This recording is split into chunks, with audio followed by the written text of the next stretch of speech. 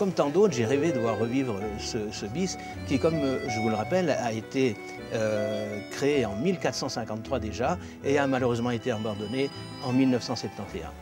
Dans un premier temps, il a fallu réunir des forces autour de ce projet et un comité d'initiative a été créé en 1989. Et ça n'est qu'en 1993 que le premier coup de pioche a pu être donné. Et ensuite, après 7 ans de travaux, l'inauguration a pu avoir lieu en septembre 2000. Alors il faut savoir qu'après une quinzaine d'années d'abandon, le bis avait pratiquement complètement disparu. Alors il a fallu complètement le reconstituer. Au début, ça a été un travail de jardinage pour remettre en état les chemins.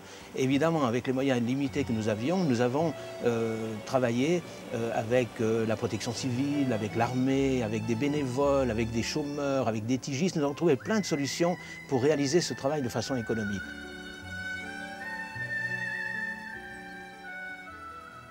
Je suis gardien du bis de V depuis 2005. Mon travail consiste à m'occuper de l'entretien, du contrôle et de la maintenance du bis de V.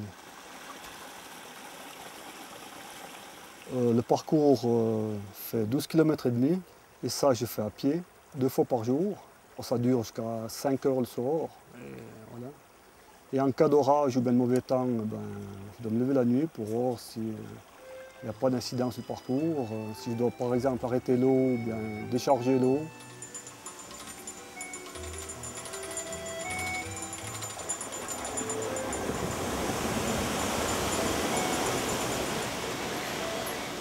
D'abord, j'ai toujours aimé la nature.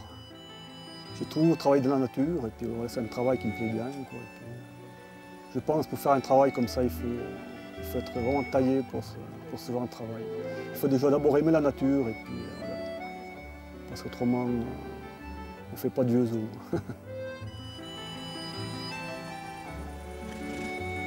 On s'est rendu compte très vite qu'au niveau touristique, ça avait un impact important, mais pas seulement au niveau touristique. Et quand on a relancé ce projet, on s'est rendu compte que ce bis avait une importance, parce que d'abord c'est un témoin du passé, ça fait partie de notre patrimoine, il y a un côté historique qui était important de conserver, mais il y a également le problème de l'agriculture qui était important, parce que toutes ces exploitations agricoles manquaient d'eau.